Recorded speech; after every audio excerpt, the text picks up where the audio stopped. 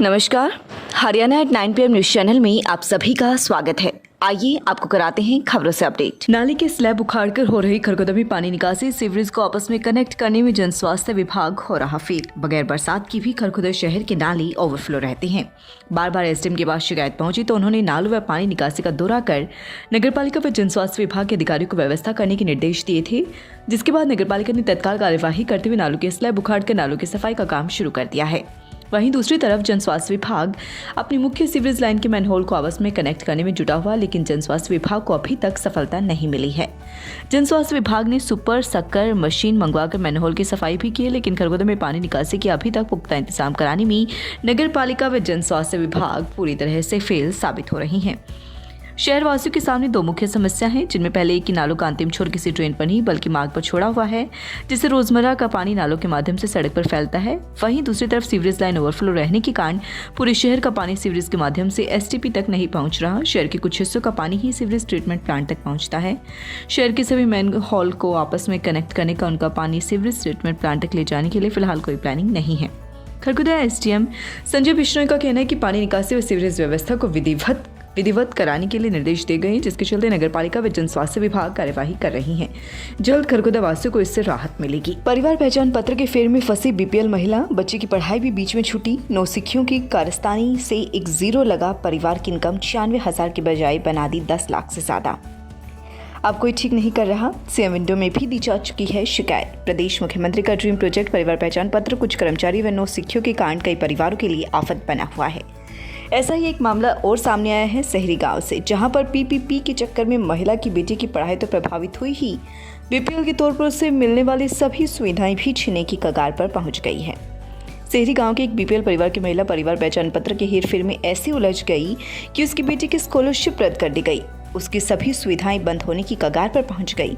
गलती थी अटल सेवा केंद्र व पटवारी की, जिसके कारण ये सब कुछ मामला सामने आया। अब परिवार पहचान पत्र में इनकम संबंधी गलती ठीक न होने से बेटी की पढ़ाई प्रभावित हो रही है। उसकी फ्री शिक्षा बंद हो गई है। उधार के पैसे देकर बच्चे की पढ़ाई कराई जा रही है। बेटी की माँ का कहना है कि बेटी की पढ़ाई रुकी हुई है। वो कभी समाज कल्याण विभाग के चक्कर लगा रही है तो कभी सीएम विंडो व अटल सेवा केंद्र के, लेकिन समस्या जो की त्यों ही बनी हुई है। हालांकि एसडीएम संजय बिश्नोई का कहना है कि महिला के परिवार पहचान पत्र में जो त्रुटि हुई है उसे ठीक करा दिया जाएगा। ऐसे पीपीपी के फेर में उलझी महिला। सहरी गांव की महिला की बेटी की पढ़ाई कन्या महाविद्यालय खरगोदा में फिजियोथेरेपी के कोर्स की चली हुई थी, जहां पर इनकम सर्टिफिकेट मांगा गया। महिला ने अपने परिवार को इनकम सर्टिफिकेट बनवाया तो पटवारी ने अंदाजे से उस सर्टिफिकेट में 96,000 इनकम लिख दी, जबकि महिला के परिवार पहचान पत्र में इनकम 94,000 रुपये थी, जिसमें 48,000 महिला की इनकम थी, बाकी 46,000 उसके पति की इनकम थी। जैसे ही इनकम सर्टिफिकेट कॉलेज में पहुंचे तो परिवार पहचान पत्र व इनकम सर्टिफिकेट में इनकम एक समान न होने के कारण कॉलेज में कहा गया कि परिवार पहचान पत्र में इनकम ठीक करा के लाओ। अब महिला पहुंची अटल सेवा केंद्र पर, जहां पर अटल सेवा केंद्र वाले ने कुल इनकम 96,000 करने के बजाय उसके पति की इनकम 9,60,000 कर दी, जिससे परिवार की कुल आय 10 लाख से ज्यादा हो गई, जो फर्स्ट क्लास ऑफिसर की होती है। जैसे ही परिवार पहचान पत्र में इनकम 10 लाख पहुंची तो महिला को मिलने वाली सभी सुविधाएं एक झटके में रद्द हो गई। बेटी की पढ़ाई तो प्रभावित हो ही गई ही, साथ साथ कॉलेज ने पूरी फीस मांगनी शुरू कर दी। महिला इसे ठीक कराने के लिए पिछले कई महीनों से चक्कर लगा रही है। सेवा विंडो में भी शिकायत दी जा चुकी है, लेकिन अभी तक कोई समाधान नहीं हुआ है। मेरा नाम शांति वाइफ बालकिशन है। मैं से गांव शहरी से हूँ और मेरे साथ ये एप्लीकेशन में फैमिली आईडी में जी मैं गई थी और मैं ठीक करवाने लड़की के मैं 9,60,000 कर दी जी, 96,000 थी जी। इसके पापा के इनकम के मैं सर्टिफिकेट में जी, और फिर ये मैं 3-4 बार सोनीपत गई जी, ठीक नहीं हो रही।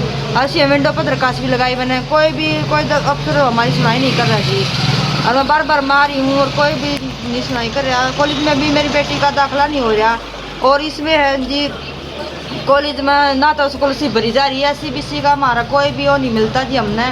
और बीपीएल कार्ड से मैं वो करती हूँ जी, मेरी जी 96,000 थी जी फैमिली आईडी में। अब टीचर ने बोली जी या कहना इन्हें दोबारा ठीक करवाओ, इन्हें फैमिली आईडी में लगवाओ इन्हें 96,000 वाली। और तो हमने अटल सेवा केंद्र पर गए ना जी, उन्होंने जीरो लगा दी, 9,60,000 कर दी जी। उसकी गलती के कारण हमारी लड़की का ना तो दाखिला हो रहा जी, और जो स्कॉलरशिप हमने सुविधा मिल रही थी वो भी नहीं आ रही जी।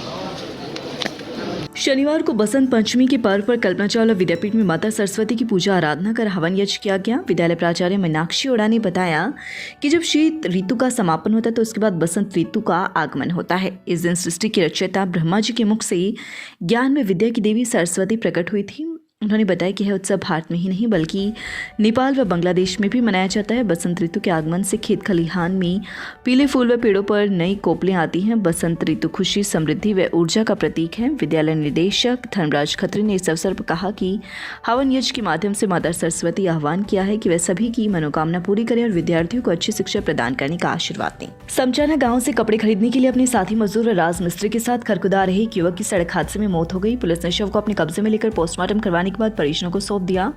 वहीं राजमिस्त्री की शिकायत पर इको चालक के खिलाफ मामला दर्ज कर जांच शुरू कर दी गई है। पहाड़ी खुर्द जिला टीकमगढ़ मध्य प्रदेश हाल समचाना निवासी राजमिस्त्री धर्मेंद्र का कहना है कि वे अपने साथी गांव रुकवाहा जिला ललितपुर उत्तर प्रदेश निवासी निरपत जो कि उसके साथ ही मजदूरी करता है, वह उत्तर प्रदेश के रहने वाले रवि के साथ मोटरसाइकिल पर सवार होकर कपड़े खरीदने के लिए समचाना से खरकुदा आ रहे थे। जब वह खुरमपुर मोड़ से बरुना तक की तरफ चले तो इको गाड़ी ने उसकी मोटरसाइकिल को टक्कर मार दी, जिससे वह तीनों गंभीर रूप से घायल हो गए। उन्हें इलाज के लिए हॉस्पिटल लाया गया, जहाँ पर चिकित्सकों ने जाँच के बाद निरपत को मृत घोषित कर दिया। सड़क दुर्घटना में घायल ने दम तोड़ा, मामला हुआ दर्ज।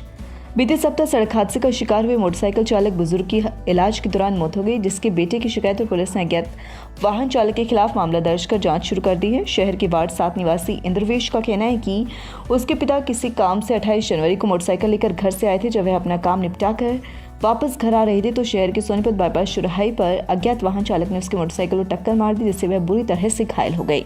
उन्होंने अपने पिता को इलाज के लिए हॉस्पिटल में भर्ती करवाया था, लेकिन इलाज के दौरान उनकी मौत हो गई। शिकायत पर मामला दर्ज कर जांच शुरू कर दी गई है। पत्नी के पीछे डंडा लेकर भागा पति, पुलिस को दी शिकायत। खरखुदा बरोना निवासी एक महिला ने अपने ही पति पर उसके साथ मारपीट करने का आरोप लगाते हुए पुलिस को शिकायत दी है। पुलिस ने मामला दर्ज कर जाँच शुरू कर दी है। ममता का कहना है कि उसका पति उसके साथ लगातार मारपीट करता आ रहा है। उनकी शादी को 15 वर्ष हो चुके हैं। इस दौरान कई बार उसकी पिटाई किए जाने को लेकर पंचायत हो चुकी है, लेकिन उसका पति अपनी हरकतों से बाज नहीं आ रहा। ऐसे में उसने एक बार फिर से उस पर हमला कर दिया। उसकी थप्पड़ मुक्कों से पीटने के साथ ही उसे डंडा लेकर पीछे भागते हुए उसे जान से मारने की धमकी दी गई।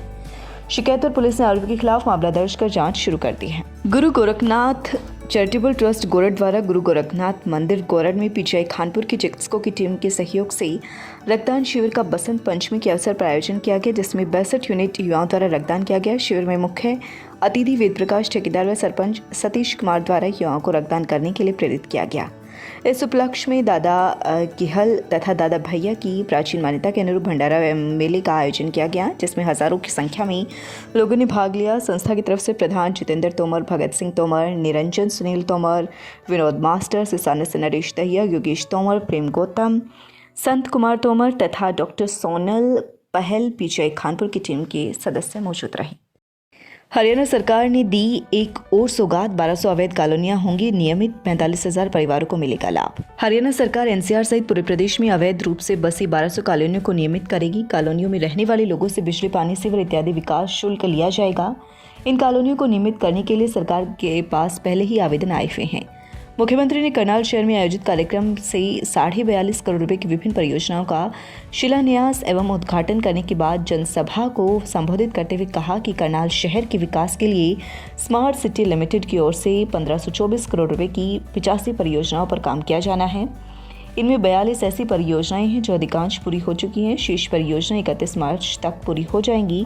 इसके अलावा 36 परियोजनाओं की डीपीआर तैयार हो चुकी है और 7 परियोजनाओं को स्वीकृति प्रदान की गई है। उपायुक्त ललित सिवाच ने बताया कि सरकार की ई श्रम योजना के तहत पंजीकरण करवाकर 2 लाख रुपए तक का बीमा मुफ्त प्राप्त किया जा सकता है। पंजीकृत व्यक्ति की दुर्घटना पर 2 लाख रुपए तक और स्थायी अंग भंग होने पर 1 लाख रुपए तक की सहायता राशि मिल सकती है।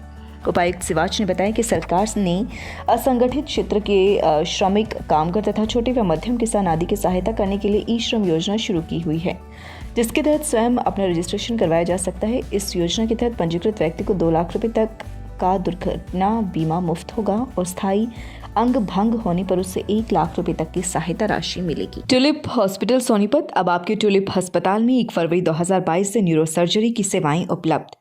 Doctor Shailesh Jain, head of department neuro surgery and neuro intervention.